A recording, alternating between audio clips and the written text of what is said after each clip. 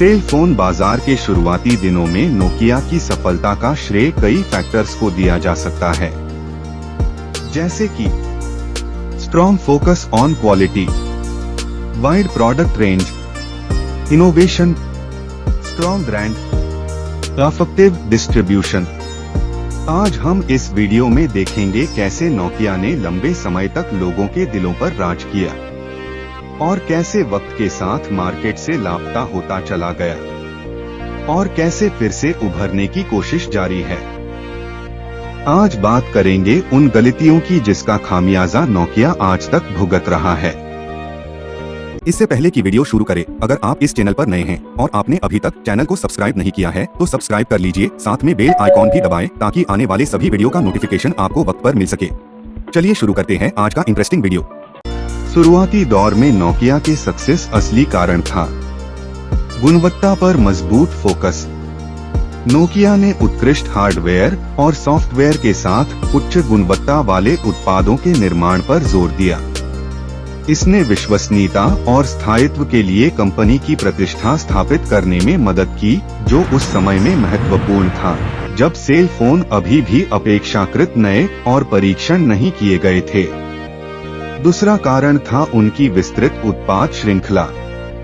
Nokia के पास cell phone model की एक विस्तृत श्रृंखला थी जो विभिन्न बाजार क्षेत्रों और उपयोगकर्ता की जरूरतों को पूरा करती थी। इससे कंपनी को एक व्यापक ग्राहक आधार के लिए अपील करने और कई खंडों में बाजार हिस्सेदारी हासिल करने में मदद मिली। तीसरा कारण नवोन्मेष। नोकिया नई तकनीकों और सुविधाओं जैसे रंगीन स्क्रीन, कैमरा और मल्टीमीडिया मैसेजिंग को अपनाने वालों में सबसे आगे था। इससे कंपनी के उत्पादों को प्रतिस्पर्धियों से अलग करने और तकनीक प्रेमी उपभोक्ताओं को आकर्षित करने में मदद मिली। अगला कारण रहा फोन्स की मजबूत ब्रांड। नोकिया ने एक मजबूत ब्रांड पहचान बनाने में भारी निवेश किया, जिसने कंपनी को सेल फोन के विश्वसनीय और विश्वसनीय प्रदाता के रूप में स्थापित करने में मदद की। यह उस युग में महत्वपूर्ण था जब उपभोक्ता अभी भी सेल फोन की विश्वसनीयता और सुरक्षा के बारे में अनिश्चित थे। आखिरी कारण था उनका प्रभावी वितरण। नोकिया के पास एक मजबूत वितरण नेटवर्क था जो यह सुनिश्चित करने में मदद करता था कि इसके उत्पाद व्यापक रूप से उपलब्ध हों और ग्राहकों के लिए आसानी से उपलब्ध हों। इससे कंपनी को बाजार हिस्सेदारी हासिल करने और अपनी पहुंच बढ़ाने में मदद मिली। कुल मिलाकर सेल फोन बाजार के शुरुआती दिनों में नोकिया की सफलता गुणवत्ता, नवाचार, एक व्यापक उत्पाद रेंज, एक मजबूत ब्रांड पहचान और प्रभावी वितरण पर ध्यान देने सहित कारकों के संयोजन के कारण थी। आगे देखते हैं नोकिया कैसे सेल फोन बाजार से बाहर हो गया। नोकिया कभी दुनिया का सबसे बड़ा मोबाइल फोन निर्माता था, जिसकी बाजार हिस्सेदारी 40% से अधिक थी। हालांकि कंपनी ने फीचर फोन से स्मार्टफोन में बदलाव के अनुकूल होने के लिए संघर्ष किया और अंततः बाजार में अपनी प्रमुख स्थिति खो दी। यहाँ कुछ प्रमुख फैक्टर्स की बात करते हैं जिन्होंने नोकिया की गिरावट और अंततः सेलफोन बाजार से प्रस्थान में योगदान दिया। पहला कारण रहा इन्वेंशन में विफलता। स्मार्टफोन के उदय और फिजिकल कीबोर्ड से टच स्क्रीन में बदलाव के लिए नोकिया धीमा था। कंपनी iOS और एंड्रॉयड जैसे नए ऑपरेटिंग सिस्टम को अपनाने में भी धीमी थी, जो स्मार्टफोन बाजार में प्रभावी हो गई थी।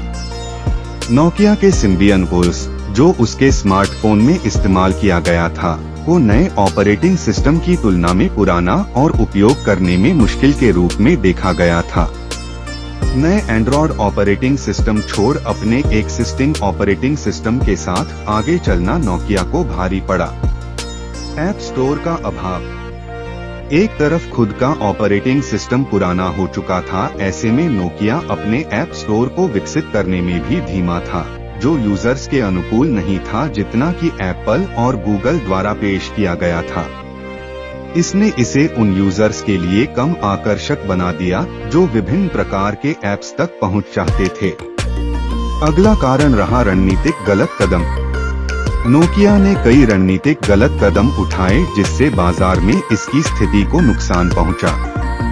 उदाहरण के लिए कंपनी ने उभरते बाजारों के लिए कम कीमत वाले फोन पर ध्यान केंद्रित करने का फैसला किया, जिससे प्रीमियम ब्रांड के रूप में इसकी लाभप्रदता और प्रतिष्ठा को नुकसान पहुंचा। नोकिया अमेरिका में ग्राहकों के साथ साझेदारी स्थापित करने में भी विफल रही, जिसने दुनिया के सबसे बड़े मोबाइल बाजारों में से एक में इसकी पहुंच को सीमित कर दिया। अगला कारण था अन्य निर्माताओं से प्रतिस्पर्धा।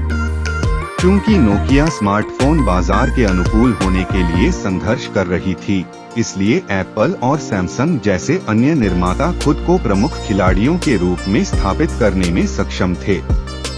इन कंपनियों ने मार्केटिंग और इनोवेशन में भारी निवेश किया, जिससे उन्हें नोकिया की कीमत पर बाजार हिस्सेदारी हासिल करने में मदद मिली। कुल मिलाकर नोकिया की नवाचार करने, एक मजबूत ऐप स्टोर विकसित करने, सामरिक निर्णय लेने और अन्य निर्माताओं के साथ प्रभावी ढंग से प्रतिस्पर्धा करने में विफलता ने सेलफोन बाजार में गिरावट में योगदान दिया। 2014 में नोकिया ने अपना मोबाइल फोन व्यवसाय माइक्रोसॉफ्ट को बेच दिया, प्रभावी रूप से उद्योग में अपनी भागीदारी समाप्त कर दी। नोकिया एक बहुराष्ट्रीय दूरसंचार कंपनी है, जिसका मोबाइल फोन उद्योग में नवाचार और सफलता का एक लंबा इतिहास रहा है। हालांकि एप्पल और सैमसंग जैसे अन्य स्मार्टफोन निर्माताओं से बढ़ती प्रतिस्पर्धा के कारण हाल के वर्षों में कंपनी को चुनौतियों का सामना करना पड़ा है। नोकिया ने हाल के वर्षों में दूरसंचार प्रदाताओं के लिए नेटवर्किंग उपकरण और सेवाएं प्रदान करने के साथ साथ 5G नेटवर्क के लिए टेक्नोलॉजी के विकास पर अपना ध्यान केंद्रित किया है। यह रणनीति कंपनी के लिए सफल रही है और इसने अपने नेटवर्क इंफ्रास्ट्रक्चर व्यवसाय में वृद्धि देखी है। नोकिया का भविष्य क्या दिख रहा है? मोबाइल फोन के संदर्भ में नोकिया ने अपने एंड्रॉयड आधारित स्मार्टफोन जैसे नोकिया 8 और नोकिया 7 प्लस के लॉन्च के साथ बाजार में वापसी की है। इन फोनों को सकारात्मक समीक्षाएं प्राप्त हुई हैं और इससे नोकिया की बाजार हिस्सेदारी में सुधार करने में मदद मिली है। कुल मिलाकर बाजार में नोकिया का भविष्य इन्वेंशन जारी रखने और उद्योग में परिवर्तनों के अनुकूल होने की क्षमता पर निर्भर करता है। नेटवर्क इंफ्रास्ट्रक्चर और 5G टेक्नोलॉजी पर इसका ध्यान एक सकारात्मक संकेत है, लेकिन कंपनी को लंबी अवधि में प्रतिस्पर्धी बने रहने के लिए रिसर्च और विकास में निवेश जारी रखने की आवश्यकता होगी। आशा करते हैं आपको ये वीडियो अच्छे से समझ में आया होगा। अगर कुछ सवाल है तो आप हमें कमेंट में लिख सकते हैं। मिलते हैं नेक्स्ट वीडियो में। धन्यवाद।